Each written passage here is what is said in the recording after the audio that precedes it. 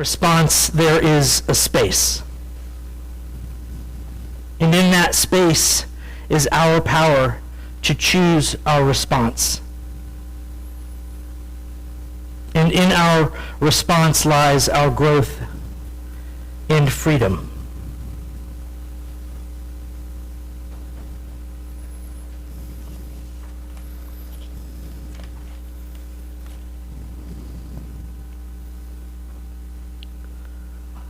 To inhabit the space that Frankl points at is called presence. Presence is a spiritual skill. I promised you last week that we would add a fourth layer to our gut, heart, mind model. That fourth layer is spirit. For many writers and practitioners, words like spirit and soul are not helpful.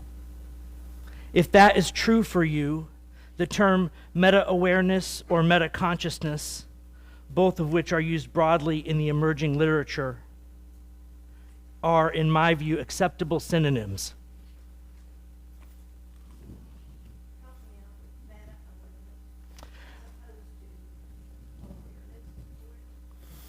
So, awareness would be, I'm aware of what's going on this way. Meta-awareness is, I am also aware of what's going on here within my body. I'm aware of what's happening in my gut when my body gets triggered into flight. I think they've got 4 of them now. There used to only be 3, fight or flight, right? And now it's like fight, flight, or freeze. And the newest one that's been added in the research is fawn. Fight, flight, freeze, or fawn. Fawn is when you're in a dangerous situation and your reaction to, so Bob was just aggressive to me, let's just say hypothetically. It's implausible, I know. But Bob was aggressive to me. I can fight him. I can freeze up. What was the other one? I can run. Fawn is this. Yes, my liege. Subversion, right? Like the act of yes, we see it in the animal kingdom a lot, right?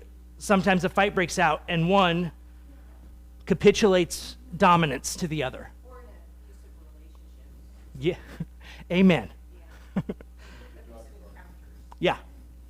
So fawn is the fourth one. So being aware that that's what your body wants to do, I would argue is not an act of straight awareness. It's an act of meta-awareness. I'm aware not only of the situation, but I'm aware of my body's response to it. I'm aware of the emotions that are coming up with me. I'm aware of how I'm thinking about that. And the premise of this workshop is that the act of being aware of all those things simultaneously is properly understood as an act of spirit. It is spirit that is capable of holding all that at one time. And, well, we'll get to it. In my own practice in teaching and preaching, I often just call it presence. And this whole workshop is designed as an invitation to presence. We began with reflection exercises that invited you to open this space of presence by addressing some of the most common things that block it. Our relationship with change, our relationship with our own mental models and worldview, our relationship with our identities, our relationship with our body, our heart, and our mind, and our relationship with our own spirit or meta-awareness. Each of these areas, body, heart, mind, and spirit, are sites where we meet the changing world. Each of these areas must open to change, must open to what is, in order to experience presence as a lived everyday reality in our lives.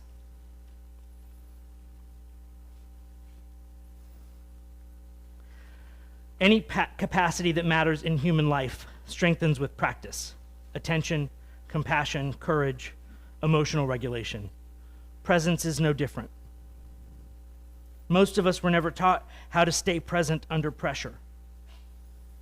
But presence is not a personality trait, nor is it reserved for mystics. It is trainable and expandable and available under pressure. When presence grows, our connection with our own spirit, our own meta-awareness grows. It grows our range of possible responses.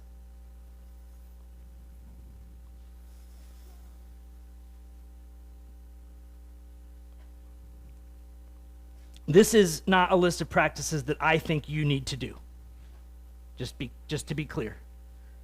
This is a list of practices that have served me in my own journey. In that sense, I can attest to these practices. They are ones that have worked for me. I'll share a bit about them in a moment, but I want to start with a story. 2 years ago, I did a retreat at the Orphan Wisdom School with its founder, Stephen Jenkinson. He had just been diagnosed with Parkinson's, and he was really struggling with the implications of that disease for his ability to continue his work, and importantly, because of its implications for his own mortality. What you need to know is that Stephen Jenkinson is known as the death guy and has been called by some in the press the angel of death. His book, Die Wise, harvested from his years of experience in the field of palliative care, is one of the most profound explorations of death, grief, and modern Western healthcare that I have had the pleasure to read. Yet he shared with us gathered that he was rocked to the core when his bad news came. The man who had written that everybody knows that everybody else is going to die, but they don't know that they're going to die until the news comes. And he used that message as an antidote to what he calls the death phobia of our culture. Yet, when his bad news came, he still wasn't ready for it. Upon reflection, he shared this with us, this nugget. In his own life, he wished he had integrated more body-level practices. He felt that his neglect of those practices, his focus on mind and feeling and spirit, had brought him to a state where he thought he was ready, but he wasn't.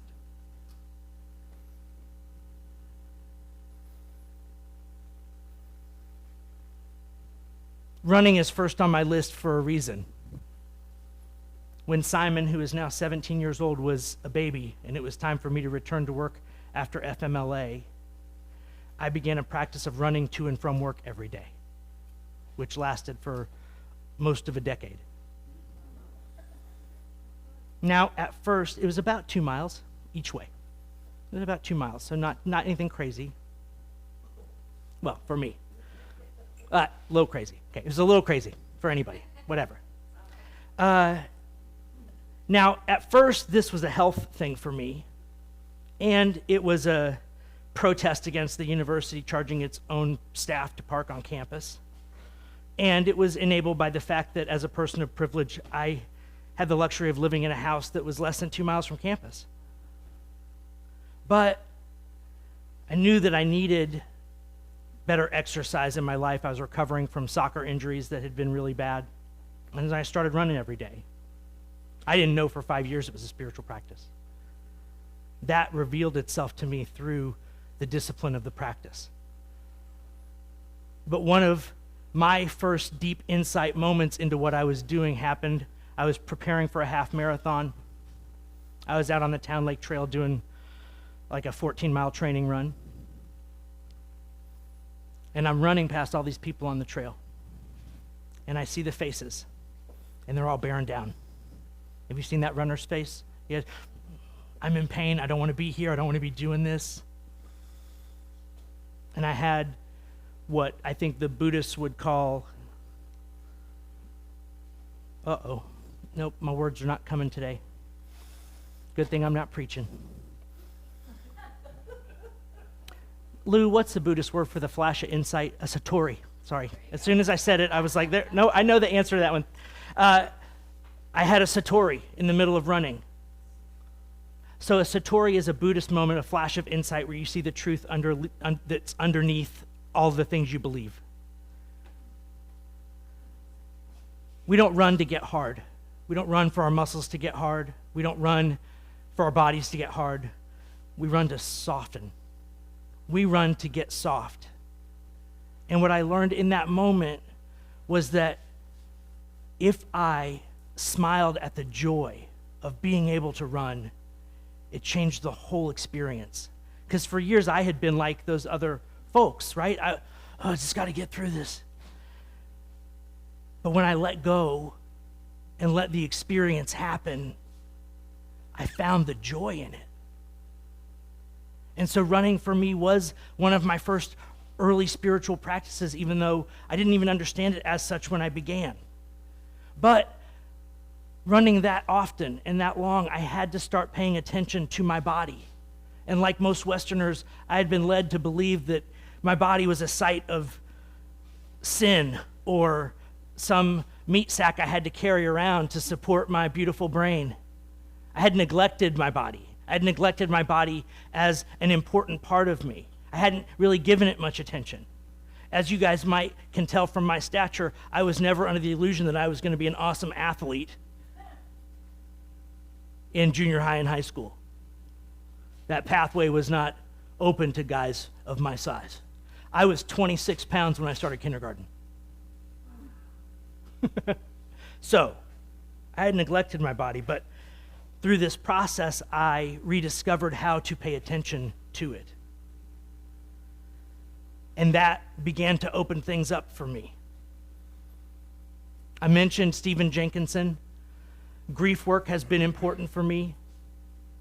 The same year that Simon was born, my mom died of brain cancer. And it took a decade to figure out how to even metabolize that. But I found some people who understood that grief is not something to be shunned. It's a process like praise to be embraced in order to become the wholeness of who we are. Mind. Lectio continua, I'll talk about. Most of you have probably heard of Lectio Divina. It's where you take short passages and really focus on them spiritually while you're reading, and sometimes you read the same passage over and over again. Lectio continua is different. It happens with longer works. At one point in my journey, I discovered A New Earth by Eckhart Tolle. Now, at that time that I discovered that book, I was probably listening to 8 podcasts a week and absorbing about 2 books a week, 2 audiobooks a week on average. And that was good for me. I mean, that's a reasonable ingestion rate. But I read this book and I stopped everything else. And I read that book cover to cover over and over again for about 4 months in my life. I read it the first time and I'm like, there's stuff in here that's for me that I need to learn. And it was shifting my view of my own mind and my view of the world and what spiritual progress means. And so I engaged in a deep engagement with that book. And I just didn't do anything. I put a pause on all my podcasts. I stopped reading science fiction and other things that I liked, and I just read that book. I did make one exception. When my book club chose a book, I read that one once.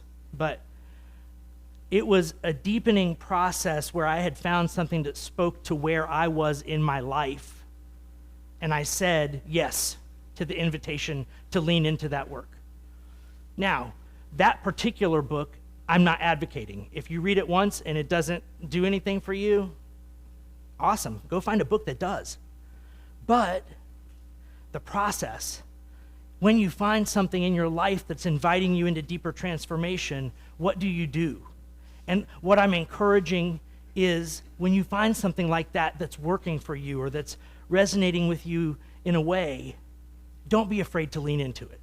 Don't be afraid to look crazy and read a book 97 times cover to cover in a 3-month period, if that's what's calling to you. The whole point of what we're doing here is I want you to start noticing the invitations that are happening in your own life to deepening practice.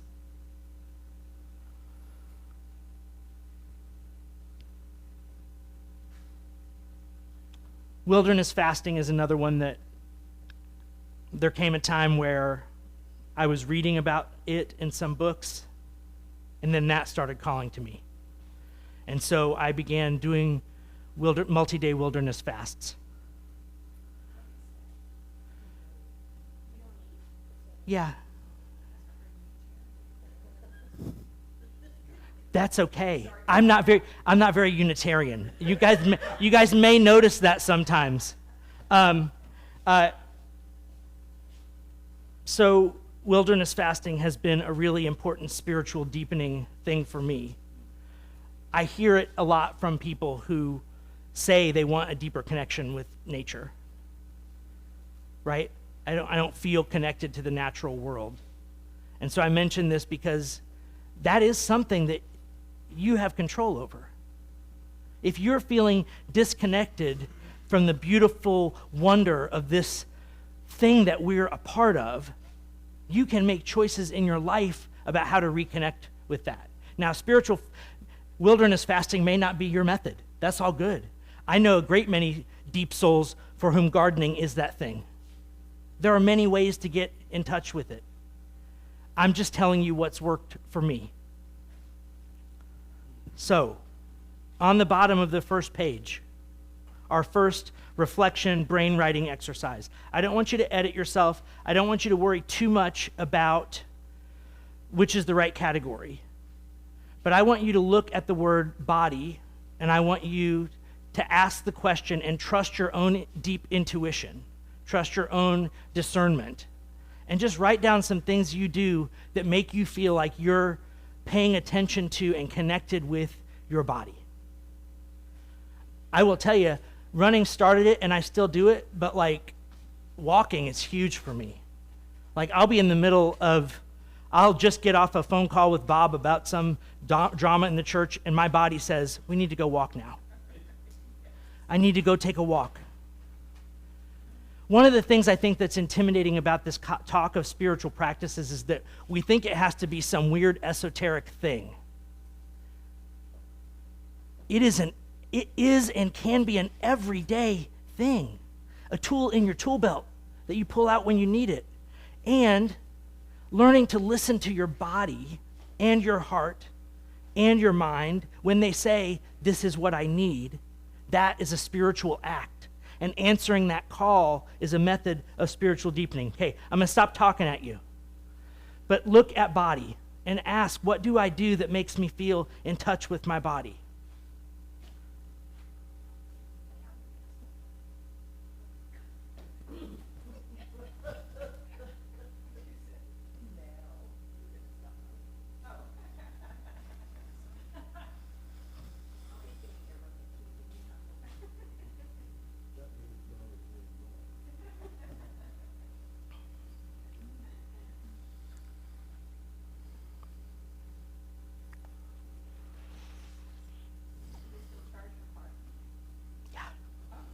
Yes, they do.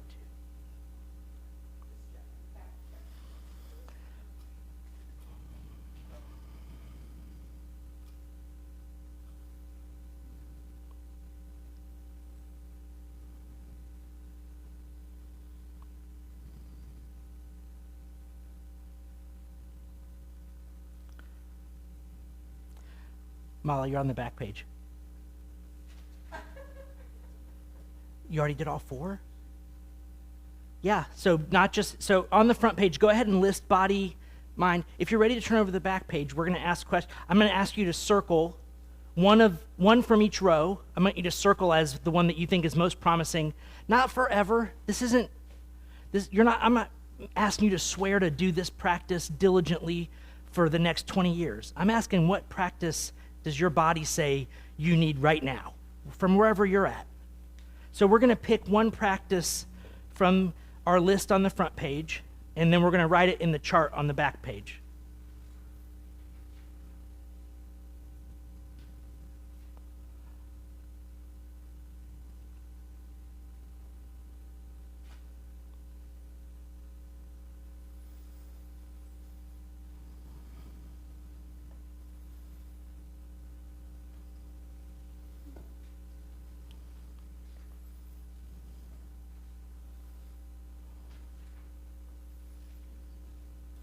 Now, before you all get started on the back page, I got a transition slide. But does anybody need more time to write stuff down on the front page? Okay. presence practices, pathways back to ourselves. We can recognize what practices serve us with attention to our groundedness, clarity, and peace during and after the practice. Sometimes when you're in a class like this, you wonder, where is the crux of the lesson? Here it is. Like the Quakers teach, you have the wisdom inside of you. It wants to get out. You just have to figure out how to get out of its way. My variation on that teaching, you, with your attention, with your awareness, can find the practices that you need.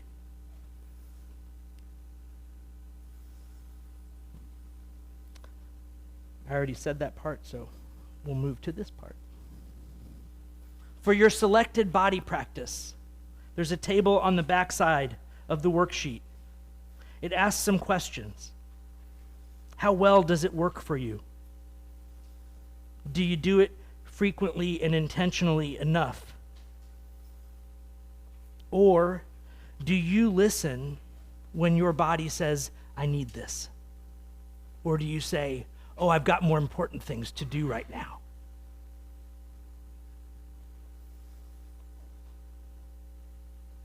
And I made a slide for each one, but I'm not going to read them all to you because you're grown-ups. I'm going to give you a minute to write some notes for yourself next to each practice.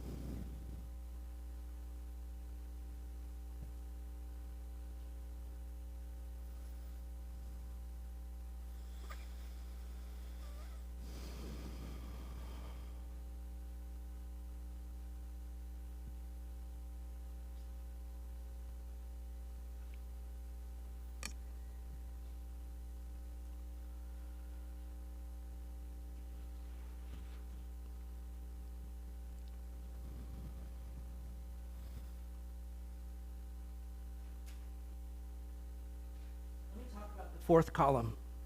This can be really important in some of our lives and certainly at certain points in our life. We're all bounded in a nest of relationships. We have spouses, partners, children, roommates, bosses, coworkers, friends, siblings, aunts, uncles, nieces, nephews. You've got people in your life who you are close to. Sometimes we need support from those people so that we can answer these calls. And so I invite you to think, if there's someone in your life whose support you need in order to deepen your practice, you're worth it. You can ask for what you need. Hey, this is a really important conversation we're having right now, but I can't process it emotionally. I need to go take a walk and circle back in 5 minutes or 20 minutes. Or I need to sleep on this because my body feels emotionally and mentally exhausted. Can we pick this conversation up in the morning? Those in-the-moment conversations are a lot easier if you have the conversation when you're not in a difficult moment, where you grant each other the permission to call a timeout and do practice. But we live in a world that teaches us, oh no, you gotta grind right now. This is happening right now, you gotta grind, no space for you. Gotta grind it out. And that is an unhealthy message. That is an unhealthy message. Sometimes we need something to help us create that space that Viktor Frankl talks about. Brene Brown, in her most recent work, talks about it as being above and below the line. When you go below the line, you recognize that some trigger in your gut in your heart or in your head is getting you stuck in that moment, and you can't be the meta-aware, spiritually present, compassionate witness that you want to be. And there is no better moment in life than that moment to ask for a timeout. Because what you're about to do is not your best you. And you know it and you can sense it. So ask for what you need. I'm feeling really emotionally activated by this conversation. And I can't treat you with the kindness and compassion that you and every other human deserve. I need 5 minutes. I need a day. I need a week.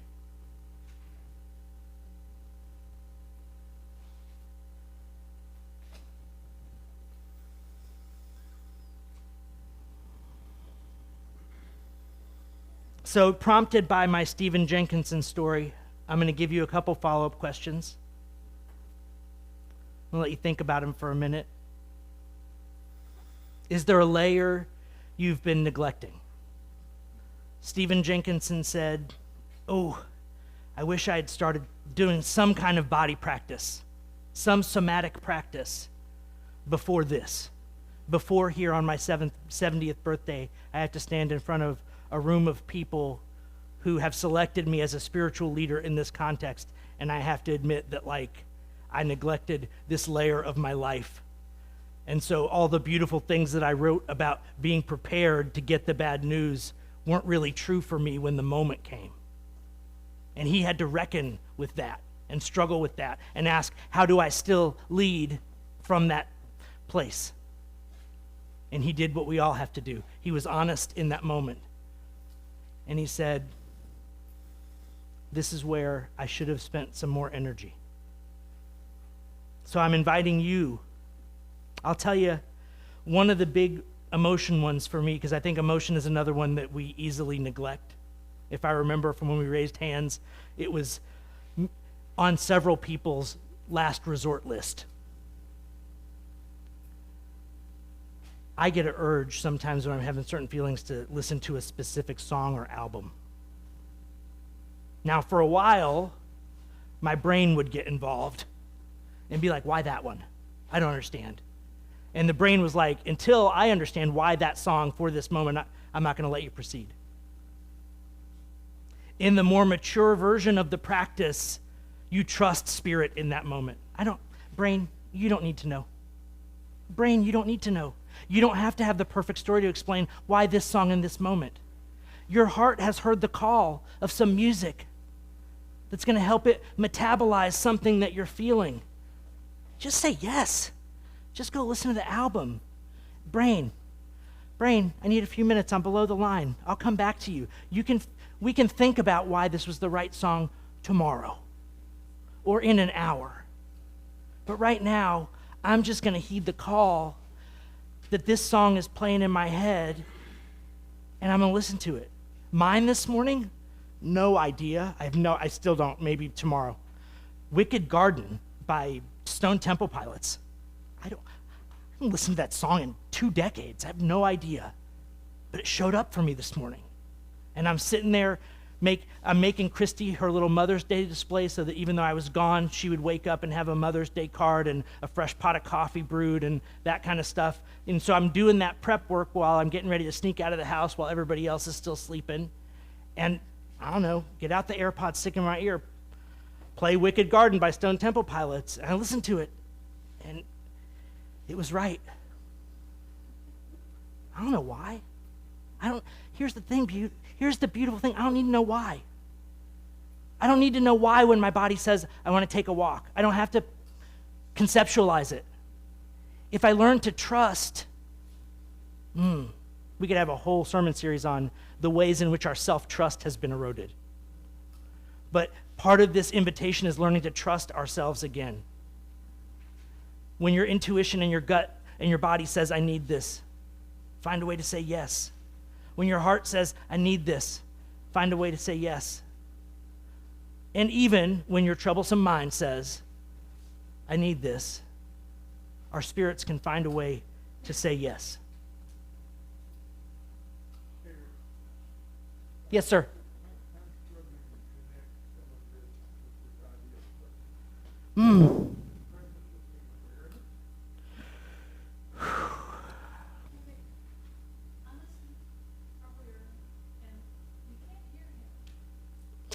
Oh, yes, sorry, I'll repeat the question. Lou says, what is presence? Is it just awareness? I'm trying to make the case that presence is this meta-awareness, where it's one layer removed. So we're not just aware, but we're aware of the world and aware of all the ways in which our body, heart, and mind are responding to that world.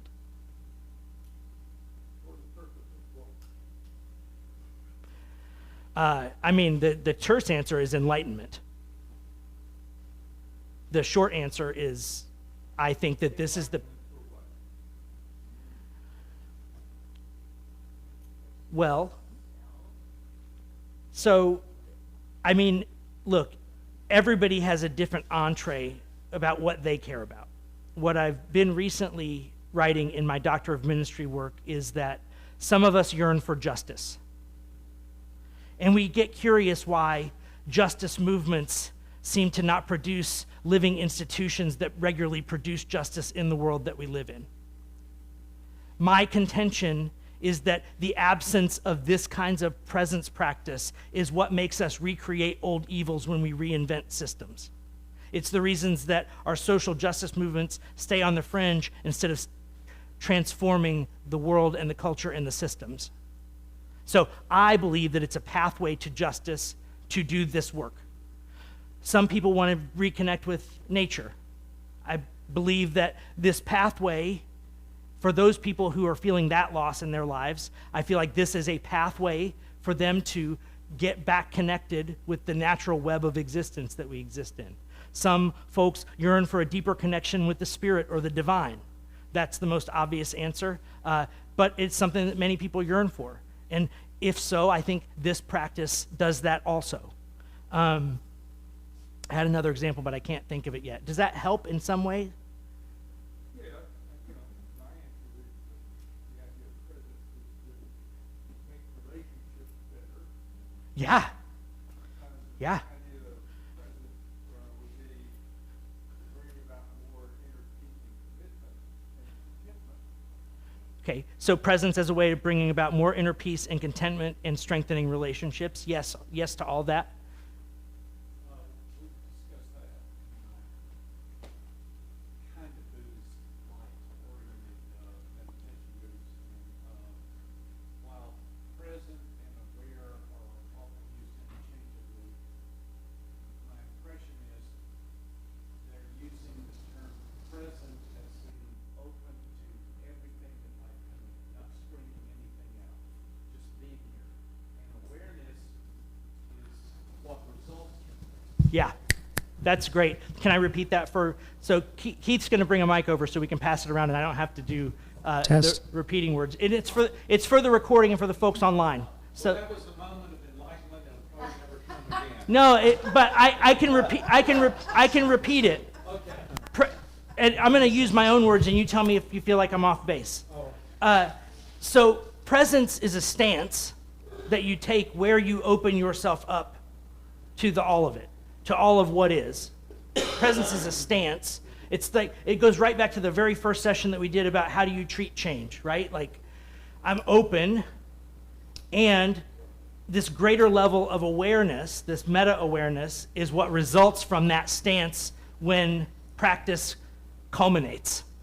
When you are able to successfully be in the stance, what results is awareness of, so first is the opening as a stance to what is, and then awareness arrives as the fruit of practicing that stance. I had blown both my ankles out playing soccer. So running for me, I had to pay exquisite attention to what I was doing to not repeat those injuries. Now, like I said, I didn't start it that way, but I had to open myself up and really deeply pay attention to my body and listen to what it was telling me to learn how to run in a way that wasn't going to repeat my old injuries. I think, hold on. All right, thank you. All right. That's like, oh, fine, I get the microphone. Nobody else had to do the microphone. I hate mics. I'm so sorry. Anyway, I was just sitting here thinking about this, and I look across and I say, this is what women do every day. I think women have a better insight as far as generally, not certainly not always, about what's happening around them. Whether it's their children, whether it's their spouse, whether it's at work and their group of people they work with. Yeah. Why? Oh, yeah, I'll take a stab at that one for sure.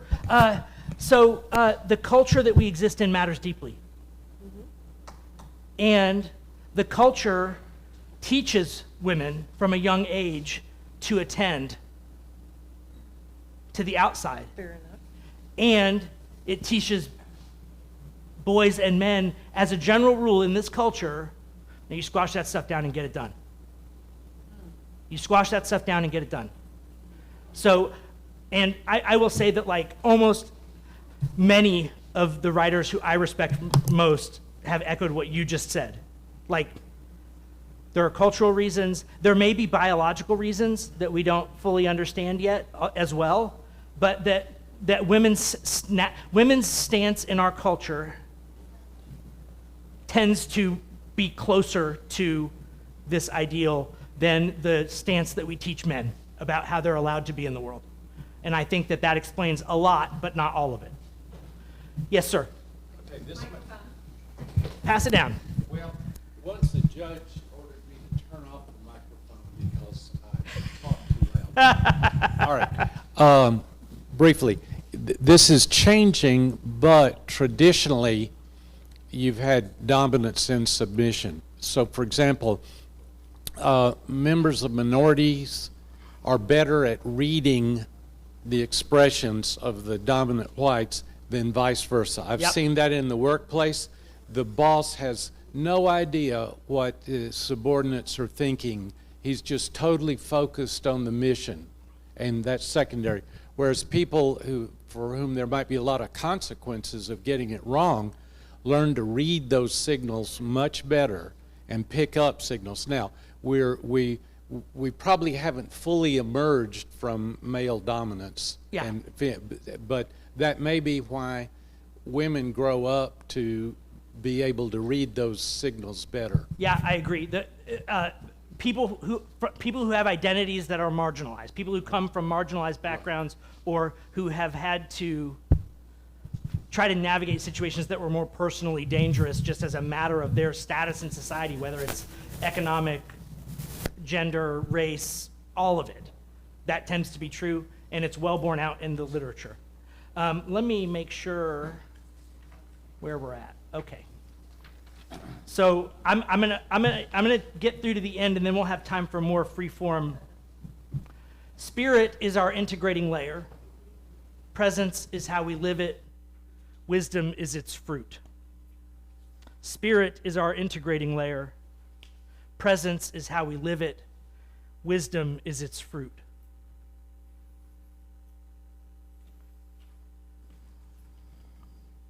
How do we cultivate wisdom?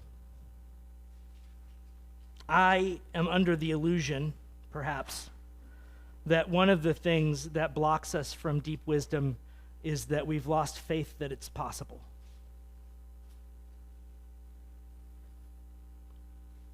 So I want you to ask yourself, do you believe that deep wisdom is possible? Do you believe that it's something that you personally are capable of developing in your own life? And if so, do you have the tools that you need to do the work? The goal of this workshop is to assist you in getting to a place where you can answer yes to these three prerequisite questions. We intentionally cultivate wisdom by practice, integration, and presence at every layer of being. We remain open to experience. We allow ourselves to feel. We revise the meanings we hold. We choose with greater alignment. Alignment with what? With our values, greater alignment with our own spirit, and with that larger spirit that connects all of us.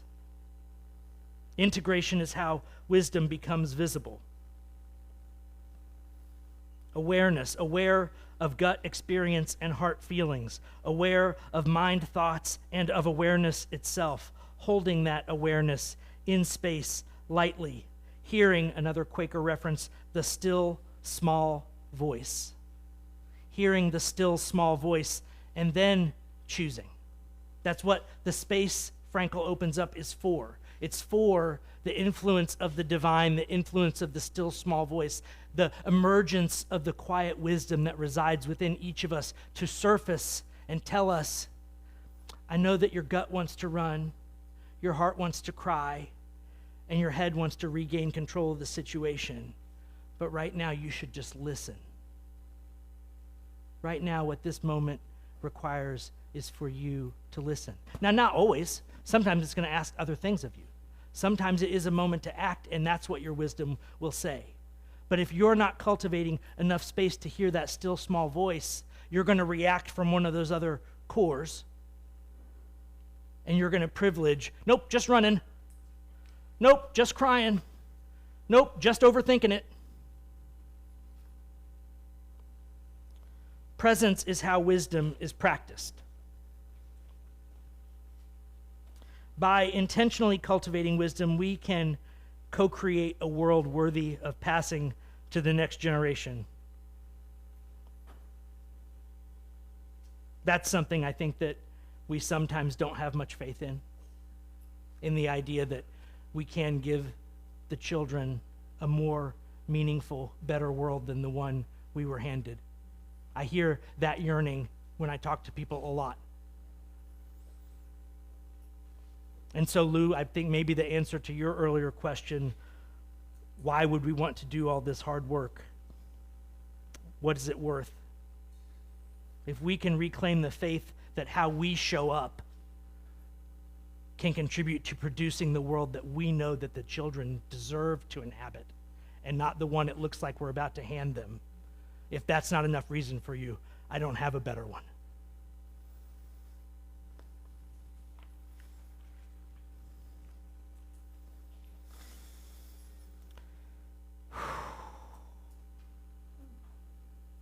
Bill Hornbuckle, you would like to say something. I'm going to ask for you to have the microphone. Okay. Where is it? Well, it seems that what we've been talking about here is a individual practice, individual awareness, individual activity. But when you come to something like our church, we are dealing with groupthink. And so we get in groups and so forth, and we're trying to discern the wisdom of the group. Mm-hmm. And you get at that by individuals expressing these things that are happening within themselves. So you have this whole range of experience, and you know, I'm listening to a still small voice in me, but so is my neighbor. Mm-hmm. And I'm listening. Do you see what I'm saying? There's just such a difference in practicing this on an individual basis and trying to discern what the group wisdom is. Well, so like a lot of other things in life, I think that the group wisdom is more than the sum of its parts. But if the parts aren't there to show up, there's no group wisdom. So you can't use your existence in a community as a spiritual bypass to not show up to your own work. You have to show up to your work as a precondition for being able to listen to your still small voice when we're in the group and translate that into words that will land for your brothers and sisters and siblings who need your bit of wisdom. If you haven't cultivated, what do you have to offer them in that moment? So I am focused on what you can do in this workshop. But you're absolutely right to say that there is another layer to this, a collective layer. However, here's what I see when I look out in the world. I see people show up into that space pretending that the conventions that their mind learned are wisdom. They want to pretend that what their mind learned and their mental view of the world is wisdom. And what I'm suggesting to you is that what you think is going on in the world is not. It's your mental model. Nothing more, nothing less. It's your way of making sense of your life story. And you have to get one step removed from that if what you want to offer the group is wisdom. Otherwise, you're offering them conventional platitudes masquerading as wisdom. And so is Microphone. And so is the experience of every other person in that group. Amen. Yes. So what I'm saying here is, as a matter of the larger institutional creating a beautiful world social change thing, we need a critical mass of people willing to show up to this work so that they can take that work to the next level. And when they show up in a group, what you get is collective wisdom, not regurgitation of old habits. Because that's mostly what I see. I mostly see regurgitation of old habits, and I see people get triggered in their bodies, and they want to have a fight, and they don't know that, so then the group has to have a fight. They get triggered in their heart, but they don't want to feel sad, so they metastasize it into rage, and they show up down in Dilley, Texas, just venting rage at people. And sometimes all the time, it's critically important, if you're going to be open and curious, to question what you're thinking and to recognize that because you're thinking it doesn't make it true or accurate. And that takes changing your mind and changing how you think. Yeah, and in Eckhart Tolle's writings, one of the things that took me forever And when we talk to other people, we end up responding to them rather than really listening to them, I think, or maybe listening to ourselves at the same time. Yeah, no, deep listening thank you, Molly. Deep listening is a huge skill to take it to the next level of group work. Being able to really put your thoughts aside and really listen with the intent of understanding someone. But not only that, what Parker Palmer teaches through his small group work is that we have to create a safe space enough or a brave space enough that little quiet voice is willing to give voice to its deepest yearnings with others present. And that takes work. I don't know how many of y'all have done small group. I mean, our connections groups are based on Parker Palmer Light. It's Parker Palmer's and Quaker methodologies that they use in things like clearness committees, but it's kind of like reworked for like a modern, small group setting. But it's the same wisdom, which is, man, you got to show up. You guys, I mean, I think almost most of the people in here have done connections groups or chalice circles, whatever you call it. Like the skill you learn from those groups, the skill I learned from those groups is this idea that like every person in the group has some wisdom to offer.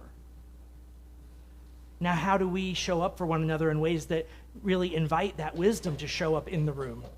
And that takes a lot of what the literature calls psychological safety for that to be true.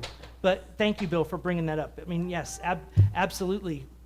The next phase of this is, okay, I can hear my still small voice now sometimes when I'm practicing. What the hell do I do with it? You bring it into community.